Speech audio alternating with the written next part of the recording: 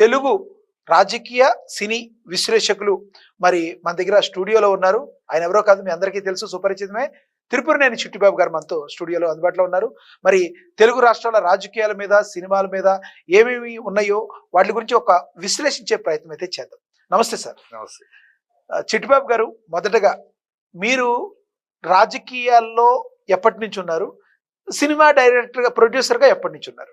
నేను రాజకీయాల్లో college days లోని నేను ఇంటర్ కాలేజ్ స్టూడెంట్ అసోసియేషన్ సెక్రటరీగా పనిచేశాను.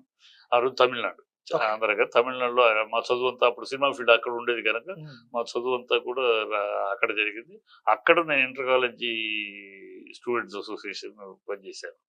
సో అప్పటి నుంచి, అప్పుడు అది డిఎంకే, అప్పుడు కూడా కాలేజీల్లో ఎవరికైనా పార్టీలు వెనకాల ఉండేవి.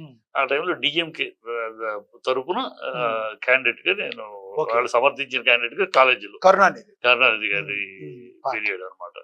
అప్పుడు ఆ తర్వాత సినిమా అనేది 1970 మా సొంత సినిమా దేశం అంటే మనుషులు. ఆ సినిమా మా సొంత సినిమా. ఆ సినిమాకి ఫస్ట్ క్లాప్ కొట్టాను. మా సొంత సినిమా అసిస్టెంట్ డైరెక్టర్ చేశాను. చాలా మంది, సిఎస్ రావు గారేంటి, సాంబశివరావు గారు, చాలా మంది, పిసి రెడ్డి గారు, తమిళ్లో ఏసీ త్రిలోక్ చంద్రు, శ్రీధర్, పెద్ద పెద్ద రైతుల దగ్గర బాలచంద్ర గారు, చాలా మంది దగ్గర పనిచేశారు. అసిస్టెంట్ డైరెక్టర్ గా 40 సినిమాలు పనిచేసుకుంటారు. ఇవాళ రోజుల్లో కాదు కదా, ఆ రోజు ఇవాళంతా 4 సినిమాలు చేయగానే డైరెక్టర్ అయిపోతున్నారు. అప్పుడు ఆ రోజుల్లో అంత అంగీకారం ఉండేది కాదు. నా ఎక్స్పీరియన్స్, ఎన్ని సినిమాలు చేసావు, ఎంత, నిజంగా కూడా ఎక్స్పీరియన్స్ అనేది చాలా అవసరం. ప్రాక్టికల్ బుక్ స్టడీ వేరు, సినిమా మేకింగ్ అనేది. ఎందుకని ఇన్స్టిట్యూట్ నుంచి వచ్చిన డైరెక్టర్స్ చాలా తక్కువ మంది సక్సెస్. ఎందుకు? అదే కారణం. ఎందుకంటే practical experience is different from book knowledge. Okay, ఇప్పుడు రాజకీయాల్లో ఒకసారి మనం చూస్తే, తెలంగాణలో మీకు బాగా తెలుసు, ఆంధ్రప్రదేశ్ నుంచి విడిపోయిన తర్వాత తెలంగాణలో 10 సంవత్సరాల పాటు కేసీఆర్ గారు పాల్గొన్నారు. ఆ తర్వాత ఇప్పుడు కాంగ్రెస్ లో రేవంత్ రెడ్డి గారి ఆధ్వర్యంలో కాంగ్రెస్ పార్టీ నడుస్తుంది. ఈ రెండింటికి ఏమన్నా డిఫరెన్స్ గమనించారు మీరు? ఏది బాగా ఉందంటే మీరు? చాలా డిఫరెన్స్ కనిపించారు.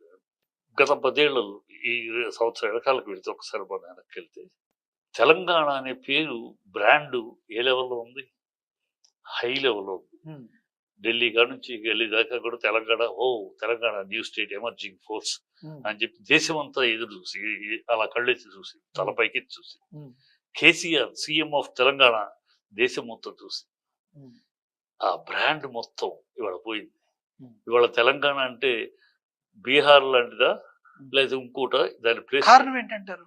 కారణం ఏమిటంటే కేవలం రాజకీయాలు, అబద్ధపు మాటలు, అబద్ధాలు మాట్లాడు, నోటికి వచ్చినట్టు అంటే మాట వెళ్తే ఢిల్లీకి వెళ్ళిపోయి ఢిల్లీకి పాదాక్రాంతులు అవటము.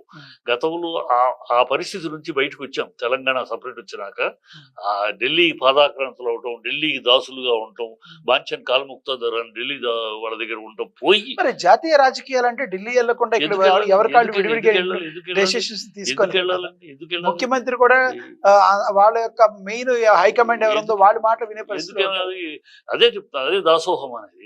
తమిళనాడులో రీజనల్ పార్టీనే వెళ్ళదే, ఉత్తరప్రదేశ్ లో రీజనల్ పార్టీనే వెళ్ళదే. రీజనల్ పార్టీలు ఇప్పుడు బీజేపీ అయినా కాంగ్రెస్ అయినా రీజనల్ పార్టీలు కావు, ఉంటాయి. కాంగ్రెస్ ఉన్నప్పుడు కూడా రాజశేఖర రెడ్డి గారు ఉన్నప్పుడు వెళ్ళలేదే, చెన్నారెడ్డి గారు ఉన్నప్పుడు వెళ్ళలేదే, వెంగళరావు గారు ఉన్నప్పుడు వెళ్ళలేదే. ఎన్ని అంటే అధిష్టానం ఉంటుంది. అంటే రాజశేఖర రెడ్డి గారు ఉన్నప్పుడు వెళ్ళలేదంటారా మీరు? ప్రధానికి ఎక్స్పాన్షన్ ఆఫ్ మినిస్ట్రీకి, వాళ్ళ శాఖలు దానికి, ప్రతిదానికి తుమ్మటానికి, దగ్గటానికి ఆయన ఎప్పుడు పరిగెత్తలా. ఇప్పుడు సంవత్సరం కాలం ఎన్నిసార్లు వెళ్ళాడు అయినా ఢిల్లీకి? ప్రధానికి ఢిల్లీకి వెళ్ళడం, వాళ్ళ దగ్గర కూర్చుని ఏమిటిది? వాళ్ళ అధిష్టానం అది. నువ్వు ఒక స్టేట్ ప్రజలు ఎన్నుకున్న ప్రభుత్వం ఇది. మీరు నిర్ణయం తీసుకోవడానికి రాహుల్ గాంధీ నిర్ణయం తీసుకోవాలా? ప్రధానికి నా రాష్ట్ర ప్రజల కోసం మీరు తీసుకుంటారా? మీరే ఇక్కడ పాలించేది, అక్కడ నుంచి రిమోట్ కంట్రోల్లో పాలిస్తారా? ఇది ప్రజలు గతంలో వ్యతిరేకించారు. నాటికి నేటికి ఆ సినాపురికి తాకట్టు పెట్టు ఈ భ్రష్టులు అని చెప్పి ఆనాడే రాశాడు. ఎక్కడ తులువులు, ఎక్కడ ములుచులు, ఎక్కడ భ్రష్టులు, ఎక్కడ జష్టలు, ఎక్కడ నష్టజాతకులు, ఈ కాంగీయిస్టులైన కమ్యూనిస్టులు నా జాతికి శాపం. నాటికి నేటికి ఆ సినాపురికి తాకట్టు పెట్టి ఈ భ్రష్టులు నా జాతిని నిర్వీర్యం చేశారని ఎప్పుడూ ఆనాడే రాశాడు. అలాగూ నా జాతిని నువ్వు ఎందుకు తాకట్టు పెడతావు? ఎందుకు ఢిల్లీ దాసులు చేస్తావు? ఢిల్లీ గులాములు చేస్తావు? ఆనాడు కేసీఆర్ చేయలా పని. దమ్ముగా ఎందుకంటారు ప్రజలు అతన్ని మరి ఆయన్ని ఇది చేశారు, ఒప్పుకోలేదు, ఒప్పుకోపోట కాదు, రిజెక్ట్ చేశారనేది కూడా కరెక్ట్ మాట. రిజెక్ట్ చేశారు, రిజెక్ట్ చేయాల. రిజెక్ట్ చేసేస్తే వీళ్ళకి 95 సీట్లు వచ్చాయి కాంగ్రెస్ కి. 62 సీట్లు వస్తే 56 సీట్లు ఓడిపోయారు. కాంగ్రెస్ ను మొత్తం ఒకేసారి గెలిపించారు. అంటే ట్రయాంగిల్ పోర్ ఉన్న దగ్గర అది ఎంత కష్టం కదా. అక్కడ లెక్క తెలంగాణలో కూడా ట్రయాంగిల్ పోరే ఎక్కడ వచ్చింది తేడా. మరి సిటీలు రంగారెడ్డి జిల్లా ఇక్కడెక్కడ ఒక్క సీట్ రాలేదే, ఎందుకు రాలా? రూరల్లో వచ్చింది, ఎందుకు వచ్చింది? ఇక్కడ కొన్ని విషయాలు జరిగాయి. వీళ్ళు మార్పు అన్న మాటని ప్రజలు ఓకే, పెద్ద ఆయన 10 ఏళ్ళు ఇచ్చాం కదా, మార్పు అంటున్నారు, ఇద్దాం. వీళ్ళు ఏం చేస్తారు? వీళ్ళు అది అంటున్నారు, ఇది అంటున్నారు, 6 ప్రామిసులు అంటున్నారు, ఇదో అంటున్నారు. సరే ఆయన ఇచ్చింది ఇచ్చాడు, వీళ్ళకి ఒకసారి అవకాశం ఇద్దాం. జనాలు ఎప్పుడు కూడా ఆలోచన ఉంటుంది. 10 ఏళ్ళు ఒకరికి అధికారం ఇచ్చినాక ఒక ఆల్టర్నేటివ్ ఇద్దామని చూస్తారు. ఆ ఇద్దామనే ఆలోచనని వీళ్ళు బాగా ఎన్కాష్ చేసుకున్నారు. ఎక్కడ 3 దెబ్బతిన్నాయి. ఎక్కడ రూరల్ ఏరియాస్లో వాళ్ళకి ఇది ధరణి పోర్టల్ కన్ఫ్యూజ్ అయ్యారు. దాన్ని క్లారిటీ చేసి కన్ఫ్యూజ్ అయ్యారని అంటున్నారు. కానీ ప్రజలు చాలా మంది కేసీఆర్ అండ్ ఫ్యామిలీ వాళ్ళ యొక్క అభివృద్ధి కోసమే పాటుపడ్డారు, తెలంగాణ అస్తిత్వానికి పాటుపడిన వాళ్ళని గాలి కొదిలేశారని తీవ్రమైన ఆరోపణలు. ఎందుకంటే ఇప్పుడు ఒక కేటీఆర్, ఒక హరీష్ రావు, ఒక పెద్ద ఆయన కేసీఆర్, లేదంటే కల్వకుంట్ల కవిత, వీళ్ళందరూ కూడా వీళ్ళ ఫ్యామిలీ అభివృద్ధికే పాటుపడ్డారు. కానీ నిజంగా తెలంగాణ కోసం అసలు బాసిన పోరాట యోధులకి ఎవరికి టికెట్లు ఇచ్చారు, వీళ్ళు ఎవరిని ముందుకు తీసుకెళ్లారని ప్రజల్లో ఒక ఫైర్ రాలేదంటారా కాంగ్రెస్ పార్టీకి ఇవ్వడానికి కారణం? కాంగ్రెస్ ఈ మాటలు అంటున్నది ఎవరు?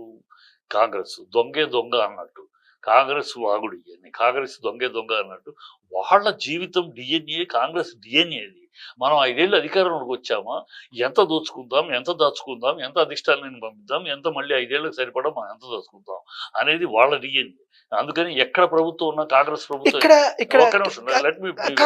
ఇక్కడ మీరు అన్న దానిలోనే ఇప్పుడు దాచుకోవటం అని మీరు అంటున్నారు.